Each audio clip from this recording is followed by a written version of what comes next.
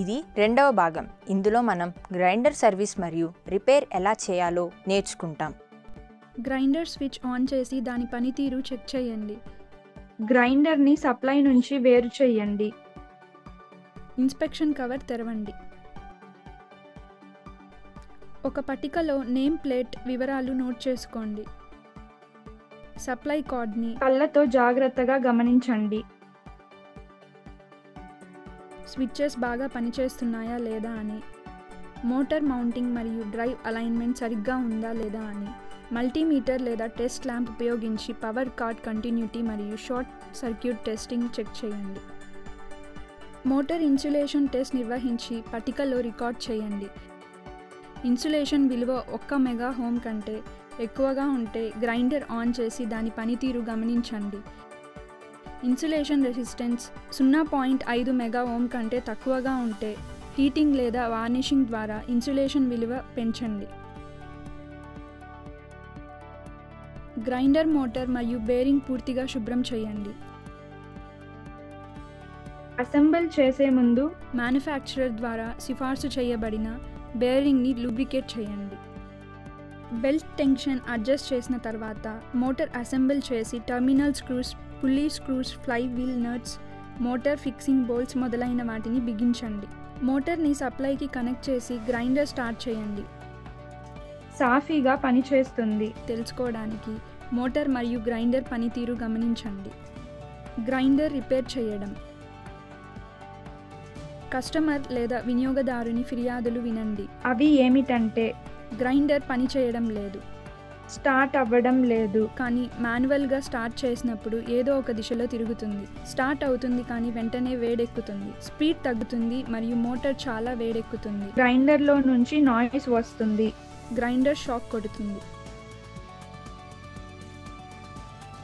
Grinder పని చేయకపోతే లైన్లో ఓపెన్ కనెక్షన్ ఉందో లేదో చెక్ చేయండి. ఉంటే దాన్ని సరిచేయండి. మోటార్ వైండింగ్లో ఏదైనా ఓపెన్ సర్క్యూట్ ఉందో లేదో చెక్ చేయండి. ఓపెన్ సర్క్యూట్ ఉంటే రిపేర్కి పంపండి. కెపాసిటర్ని మోటార్ టర్మినల్స్ నుండి తొలగించే ముందు కనెక్షన్ని నోట్ చేసుకొని స్క్రూడ్రైవర్ని ఉపయోగించి కెపాసిటర్ డిశ్చార్జ్ చేయండి. గమనిక: డిశ్చార్జింగ్ చేసేటప్పుడు జాగ్రత్తగా తీసుకోవాలి. స్క్రూడ్రైవర్ హెడ్ మాత్రమే తాకండి. డిజిటల్ మల్టీమీటర్ని రెసిస్టెన్స్ మోడ్లో సెట్ చేయండి. ప్రోబ్స్ని టర్మినల్స్లో ఉంచి డిస్ప్లే చూడండి. మీటర్ రీడింగ్స్ కొంత తక్కువ రెసిస్టెన్స్ చూపించి క్రమంగా అధిక రెసిస్టెన్స్కి పెరిగితే అప్పుడు కెపాసిటర్ మంచిగా ఉన్నట్లు. మల్టీమీటర్ అదే రీడింగ్ లేదా అసలు రీడింగ్ చూపించకపోతే అప్పుడు కెపాసిటర్ పాడైనట్లు. దానిని మార్చండి. మోటార్ వైండింగ్స్ గుర్తించటం. 2 వైండింగ్స్ టర్మినల్స్ మధ్య టెస్ట్ ల్యాంప్ ఉంచి కంటిన్యూటీ కోసం చెక్ చేయండి. కంటిన్యూటీ లేనట్లయితే వైండింగ్స్ మార్చండి. మల్టీమీటర్ని రెసిస్టెన్స్ మోడ్లో లో రేంజ్లో సెట్ చేయండి. దానిని 2 వైండింగ్లో నుంచి వచ్చిన రీడింగ్ని పట్టికలో నోట్ చేయండి. లో రెసిస్టెన్స్ కలిగి ఉన్న వైండింగ్ అనేది మెయిన్ వైండింగ్, హై రెసిస్టెన్స్ కలిగిన winding auxiliary winding. Capacitor auxiliary వైండింగ్తో సిరీస్లో కనెక్ట్ చేయబడినట్లు నిర్ధారించుకోండి. బెల్ట్ టైట్నెస్ చెక్ చేయండి. మ్యానుఫ్యాక్చరర్ సిఫార్సు చేసిన విధంగా సరైన టెన్షన్ కోసం బెల్ట్ అడ్జస్ట్ చేయండి. టైట్ బేరింగ్స్ వల్ల జరుగుతుందో లేదో చెక్ చేయండి. షాఫ్ట్ని చేతితో తిప్పడం ద్వారా టెస్ట్ చేయండి. లూబ్రికేషన్ సహాయం చేయకపోతే బేరింగ్ మార్చాలి. సెంట్రిఫ్యూగల్ స్విచ్ కాంటాక్ట్ చెక్ చేయండి. సెంట్రిఫ్యూగల్ స్విచ్ కాంటాక్ట్ క్లోజ్ కాకపోతే దాన్ని రిపేరు చేయండి లేదా మార్చండి. స్పీడ్ తగ్గితే మరియు మోటార్ చాలా వేడెక్కితే వైండింగ్ని షార్ట్ సర్క్యూటింగ్ మరియు గ్రౌండింగ్ కోసం చెక్ చేయండి. బేరింగ్ అంటుకుందేమో చెక్ చేయండి. పాడైతే రిపేర్ చేయండి లేదా మార్చండి. గ్రైండర్ శబ్దం ఎక్కువగా వస్తుంటే అరిగిపోయిన బేరింగ్స్ చెక్ చేయండి. బేరింగ్స్ మార్చండి మరియు స్కోరింగ్ కోసం షాఫ్ట్ చెక్ చేయండి. ఎండ్ ప్లే చెక్ చేయండి. ప్లే చాలా ఎక్కువగా ఉంటే అదనపు వాషర్స్ యాడ్ చేయండి. Loose hold down bolts, loose fan, pulleys మొదలైన లూజ్ పార్ట్స్ చెక్ చేయండి. వాటిని బిగించండి. మిస్ అలైన్మెంట్ ఉందో లేదో చెక్ చేయండి. పుల్లీస్ సరిగ్గా అలైన్ చేయండి.